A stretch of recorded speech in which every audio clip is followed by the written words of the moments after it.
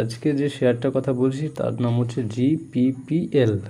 ওকে, এটা প্রাইস রয়েছে 227 এবং এটা বেশ ভালো সিচুয়েশনে রয়েছে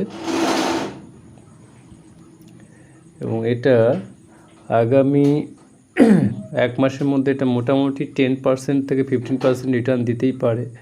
ঠিক আছে, তো কেউ যদি মনে করে যে এখানে ইনভেস্ট করবে তাহলে সে কিন্তু এখানে ইনভেস্ট করতে পারে, তবে সামান্য পরিমাণ কিছু ইনভেস্ট করতে পারে, কেননা এখান থেকে একটা সিচুয়েশান এরকমও হতে পারে যে আর 2 দিন হয়তো একটু ডাউন দিল, 220-তে নেমে আসলো, তারপরে হয়তো হঠাৎ করে এটা ভীষণ বড় একটা মুভ দেবে, কেননা এর সিচুয়েশানটা সেরকমই বোঝা যাচ্ছে। তো কিংবা নেক্সট ডেতেই হয়তো একটা বিরাট বড় মুভ দিয়ে দিল। তো কেউ যদি সামান্য পরিমাণ এখানে ইনভেস্ট করে রাখতে চায় তার ক্যাপিটালে কিছু পার্সেন্টেজ,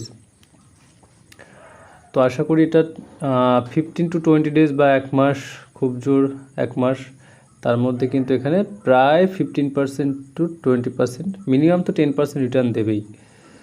সো এই স্টকটা কিন্তু কেউ ওয়াচ লিস্টে রাখতেই পারে।